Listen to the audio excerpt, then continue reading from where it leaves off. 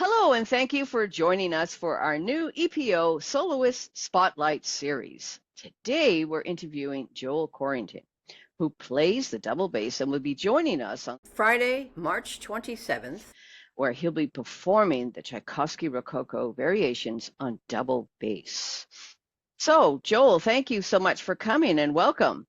Thank you very much. Great to be here. Yeah, it's great that you're here too for our series, and we'll be sharing this on our social media platforms, on YouTube, and all over the place. So let's start with your upcoming performance that takes place on March 27th. What excites you most about playing Tchaikovsky's Rococo variations with the Etobicoke Philharmonic on March 27th? What drew you to this particular work? And can you tell us more about the fact that it was originally written for cello and adapted for double bass? Yes, adapted. Yeah, okay. So, um, I am excited about playing it because I think it sounds, first of all, I think it sounds great on the double bass. I think most pieces need to be an octave lower, at least, than their composers wrote them for. Everything sounds better down the octave. No, that's debatable. But what really excites me is that the Rococo Variations is one of the most famous pieces, solo pieces for, any instrument. And everyone knows it. And everyone, I mean, it's mainstream repertoire and um, there is so much tradition with the piece. There's so much that we all, as musicians accompanying it, we all know all the ins and outs about it already.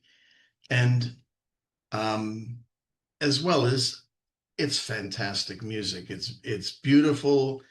It's expressive. It's a Rococo. It's like highly ornate. It's like, and it's for people coming, that sort of an ornate light dancing on an instrument. I think people will be amazed that that can happen at all on the double bass, and that it isn't just a gimmick. It's not an elephant standing on its hind legs. It's really something. People after if I'm succeeding, people will after about 15 seconds forget that they're even listening to the bass. They'll just enjoy the piece. They won't care that it's a bass. Yeah, Um, and the Rococo Variations is a work that's full of elegance and virtuosity. So, what does this piece allow you to express as a soloist that might not typically get to showcase in an orchestral setting? okay, so what usually I'm trying to think of when usually I'm playing bass repertoire. I'm playing the highlights of you know uh, Kusevitsky, Bottesini, Nino Rota, um, Sperger, Dittersdorf, Von Hall. These are all the famous double bass concertos.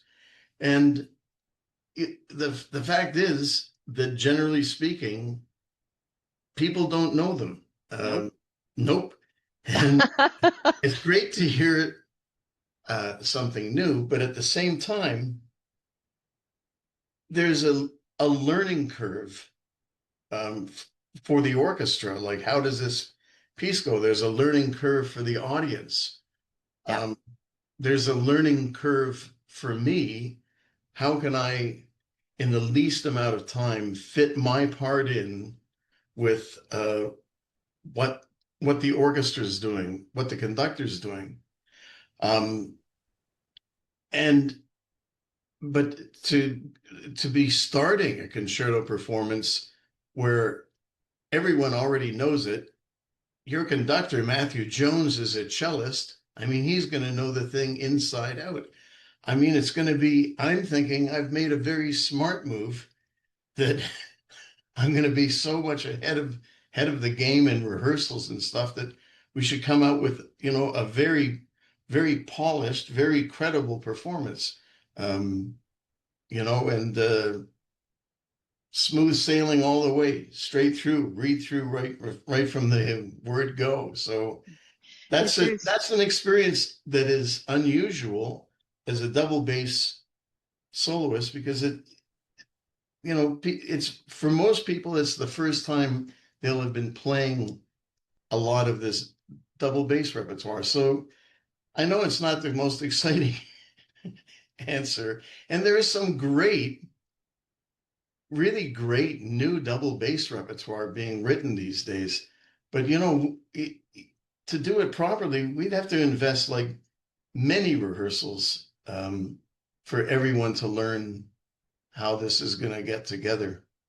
And, Yeah, and it's and have you performed it with other orchestras? Which other orchestras have you performed it with in the past? never. What? Wow, that's This great. is So this this is is a just, premier performance. for me. It is. Uh, Yeah. I've in the last few years at the Conservatoire in Montreal, I've I've been teaching it. I've taught it to two players now, um, two of my students. So if I can teach my students to play it, I can play it. That's why I teach. Actually, that's why I teach. So if I learn by teaching them how to do the thing. So now you know, I know I can play this thing now. Um, yeah, and it's I think I've arrived at the right age to be able to do it. And it's interesting because the double bass has been somewhat in the spotlight recently because of the former double bass player that played with the New York Philharmonic that was hired by Leonard Bernstein. There was a documentary about her. Orrin O'Brien. Yes, that's right. So and I highly recommend for everybody to go and look it up. It's a fantastic, and I actually think they won a Grammy or an Oscar for this particular documentary. I won an And Oscar, and I second that. yeah, I I didn't know anything about the film. I certainly knew of Orrin O'Brien for decades, but I thought this film was fantastic and very accurate, and very real. She's such a real person, real musician. I just yeah, was filled with admiration. it was fantastic. And for when you're talking about the double bass being not a solo instrument but an orchestral instrument, and it comes to mind when I think about for the general public the theme from Mahler's First Symphony, dee da da da dee. I don't know if I was singing in the right key, or the big low solo in Shostakovich 5, bee ba ba ba ba ba. So there the bass comes through, but in general, it's at the bottom. It's there as a color. It's there to support the orchestra, and it's not considered a solo instrument. So it's wonderful that you're performing this for the first time for you as a musician because it's a lot of fun to play this piece. It's a great piece. So, over the years, you've held the principal chair with some of Canada's and world's leading orchestras, including the Canadian Opera Company Orchestra, Toronto Symphony, National Arts Centre Orchestra, London Symphony. So, what has each of these roles taught you about orchestral playing and leadership? Well, the I think the further I went in each of these groups, the it was like the more I learned how little I knew. Mm, yeah. I sure started off thinking I knew everything. Um, Now I don't know. And how old were you when you first started playing with a professional orchestra? Um, well, I think I was 18 actually. Yeah. My first job was with the Chamber Players of Toronto, led by Victor Martin, and that was a professional chamber orchestra. And I started that when I was 18, and I continued that until I was, I think, 25. And I think or 23. No, I was 23. And then I moved to Europe to do more studies but I was already subbing in the Toronto Symphony when I was 19. Yeah. and I was, I was playing like ninth bass in the Toronto Symphony. I was sitting back with those brass players at the back who were all like terrible, not terrible players. They were a very rough crowd back Believe there. me, as a brass player, I know exactly what you're talking about. Yes. Yeah. So you began studying at the age of 13, and who did you study with? My, I had, I first started with Tom Monahan, who was the principal bass of the Toronto Symphony, and I studied with him for a couple of years, and then like starting when I was 13, but then I um, he decided to only be teaching at the university or something like that. And he turned over his younger students to Peter Magid, Mm, um, the husband of the soprano Mary Lou Follis. yes. And uh, Peter was like the best role model you could think of. And he was a great he was a great teacher for me and some other friends of mine that studied, a great influence. And he was a young fellow himself, just starting out in the business. Of course, he went on to a long career in Mm, the Toronto Symphony. yeah. And Um, so, what sparked you the interest in the instrument? So, it's physically demanding. You have to schlep this giant thing around, and it's complex at any age. You have to be a certain height to play the double bass, I would suppose. And that's so, a good. what sparked your interest? Did you choose it, or did it choose you? Well, so I have two older brothers, Paul and Tony, and my oldest brother, Tony, was into folk music, into bluegrass, playing guitar, playing banjo, and he taught me and Paul how to play these instruments by ear, and he wanted us to do close harmony and things like that. So, and this was from, I think I started all this stuff like when I was 8, and I was very good at playing by ear, and I can still play a lot of instruments by ear. So we were doing this trio thing, doing, folk music and a little bluegrass, and then uh, when Tony went to high school, he got to bring home a double bass, Mm, play with the trio. So we were guitars, but we would lose the banjo, of course, because only he could play. I wish I could play banjo. He could play the banjo, but he would start playing bass. And when we played with bass, with him playing bass, to my ear, we sounded very professional. So when I got into grade 7, I was given a choice of an instrument, and I demanded to play double bass.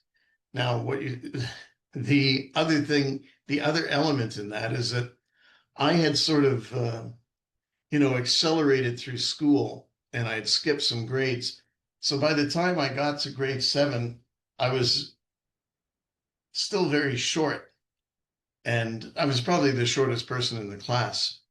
And yet I wanted to play double bass. double bass, even with the end pin, the spike that comes out of the bottom. Yeah. There's the top of the body of the bass, and I was like this trying to play it. But that's what I was doing. So there was something there was something about being with the biggest instrument. If that's the biggest instrument and I can play it, obviously I'm not as short as I would appear. And it's generally not like you don't stand on an orange crate, so You you can. could, it would Oh, help. okay. Okay. So you can't because similar to my instrument, the French horn, for some kids, you're too small to play the French horn because you cannot reach, put the bell on your leg and have the mouthpiece come to your mouth and reach it. Yeah. Ah, So in your you've won some really prestigious competitions like the Geneva International, I would guess, double bass competition, or was it a competition for many instruments? You know, that competition, it cycles through all the instruments and all the disciplines, although it's been years since they had a double bass, you know, they haven't done it for double bass, I don't know, for 15 years or something. Yeah. But So that's when you were in Europe studying, you went and did that. yeah, Yeah, yeah. And the CBC talent competition, they don't do that anymore, do they? no, No. that Gosh, used to no. be a big deal. Yeah, yeah. So how and those early milestones, they influenced your path as a soloist or more as an orchestral musician? Um, you know, I was brought up completely in an orchestral tradition. Um, the you know the you know that would play any solos on the bass was really incidental. Um, and that was my attitude too. Like back in those days, I all I wanted to do was I I only wanted a job in the Toronto Symphony. Yeah, That's it. Not even principal. I just wanted a job. I wanted to be because you know I have this image of I was at Massey Hall every week for every concert. You know when they had $2 tickets, and even when they didn't do that, I knew how to sneak in and get to the top, and the whole spectacle of the concert of those swinging doors on either side of Massey Hall opening and a conductor coming out and the way the bass drum used to be so visceral up in the highest deck of Massey Hall. You know, that's since I was 14, I knew that that's what I wanted to be a part of. yeah. Um, so, you know, I wasn't trying to have a solo thing going on at all. I couldn't No. have cared less, I think. It was You just want playing something, in orchestra. Yeah. yeah. And Yeah, playing so solo, okay, you know, it's just another thing, another element to it that, you know, take it or leave it. yeah. Well, then, and of course, teaching is very important to continue with sharing your experiences and sharing your knowledge with young people.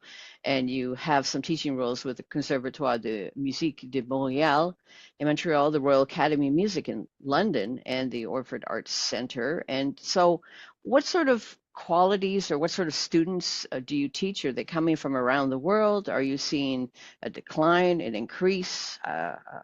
What are your experiences with that, with those teaching in those at those different schools and academies? Well, I'm very lucky in Montreal. I've got a fantastic class of,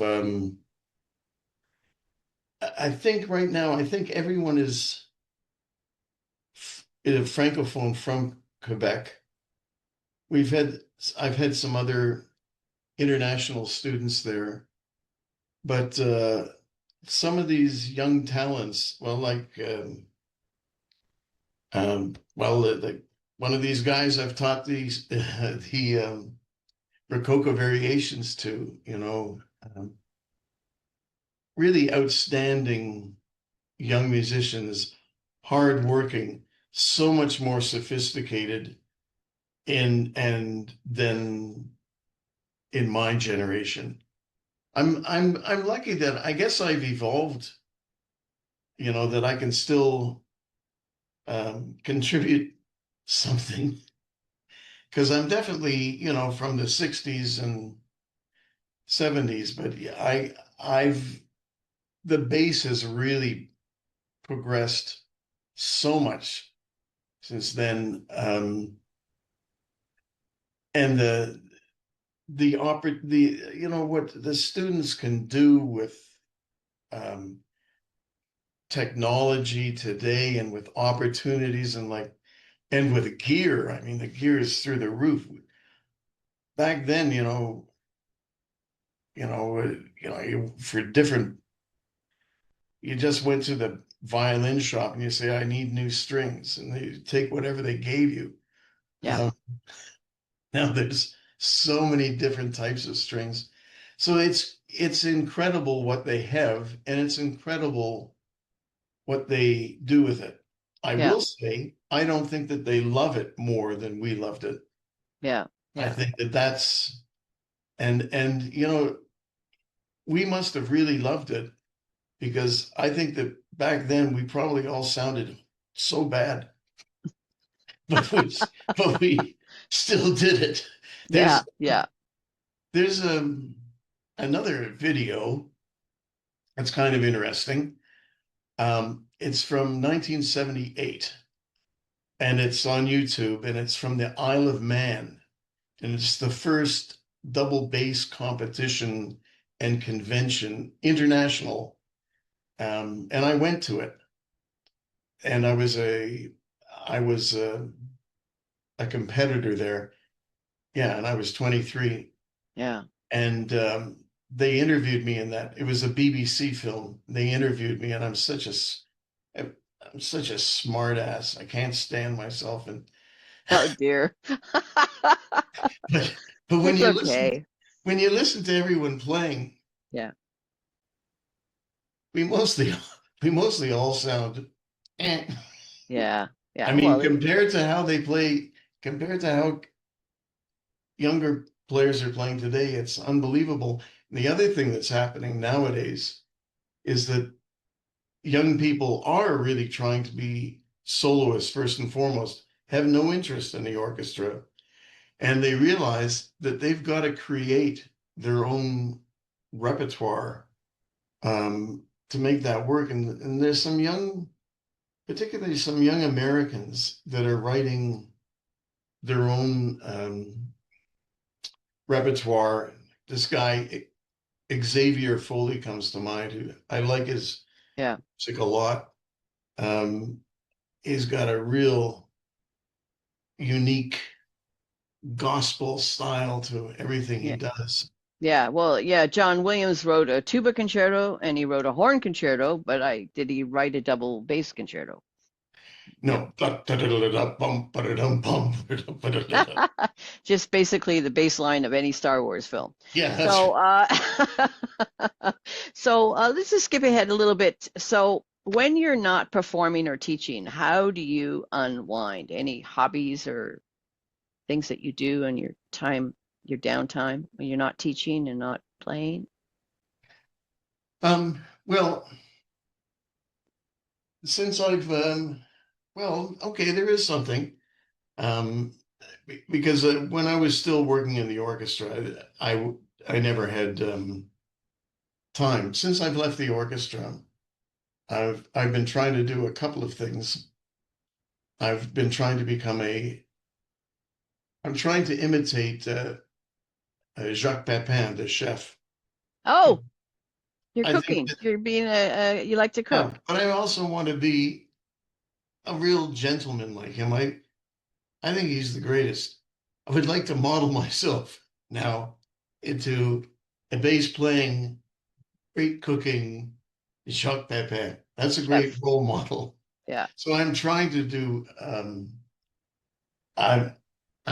That's a whole lifestyle thing, Yeah. but I've gone to some extent. I've gone back to this hobby I had when I was really small of butterfly collecting. Although I'm not actually collecting them now. I'm trying to photograph them.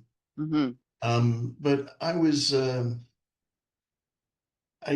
very keen as a kid, and and I guess I used to mount them on display boards and everything like that. I'm sure that a lot of people would have trouble with that nowadays. Kind of Although, creepy. yeah, the lifespan of a moth or a butterfly, is really just in days. It's the tail end of its life cycle, so it's not like and probably it would have laid its eggs, so it's not as horrible as it seems. But at any rate, where we live here out in the beautiful woods of the eastern townships, we've got a, my wife's planted this great garden, and we have all of these plants that attract incredible butterflies, so many swallowtail butterflies. And so I'm getting a kick out of reviving uh, butterfly, butterflies and moths. Well, that's great. So we're all looking forward to seeing your new cookbook and and your beautiful photo book, coffee table book on butterflies. So finally, for our audience in Etobicoke, what makes the Rococo variation special in this particular arrangement? And what would you say to someone who's never heard a bass take center stage before? Well, the first thing that's going to happen is that it's so big that you expect it to be very loud, and Mm, it isn't. no. It's very soft. As a solo voice, it's very soft. Um, and that has to do with the acoustics of the box. You know, like we were talking, you know, the bass really is an orchestral instrument. It's the sound, the big part of the sound of the bass is the what we call the bloom.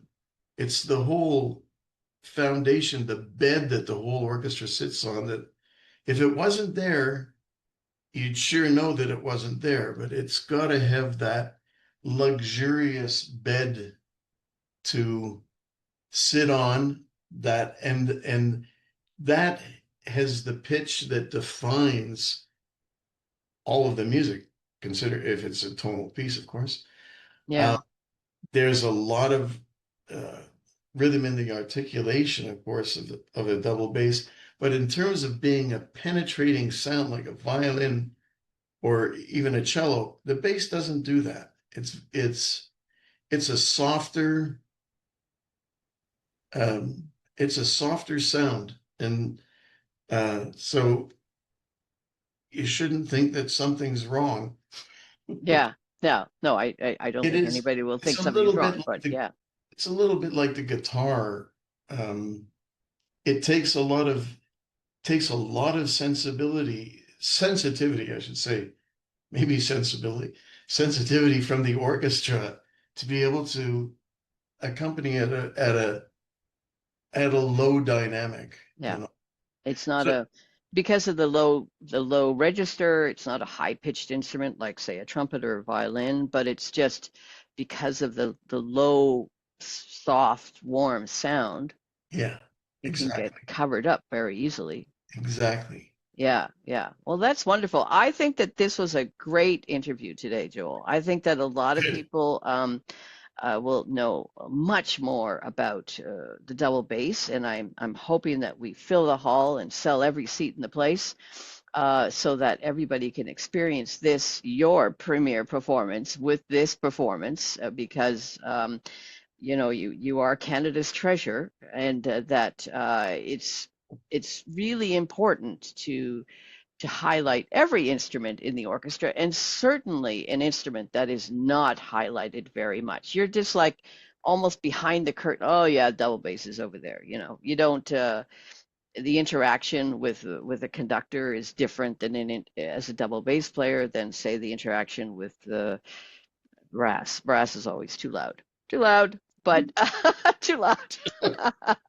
But I think it's wonderful that you came and joined us today for this interview, and I wanted to wish you all the best. Well, it was my pleasure to be here. Thank you for inviting me, and thank you for everything. I'm really looking forward to. March 27th, Friday, March 27th, where you'll be performing the Tchaikovsky Rococo variations on double bass, and it's going to be a wonderful evening. Thanks so much, Joel. Yes. Thank you.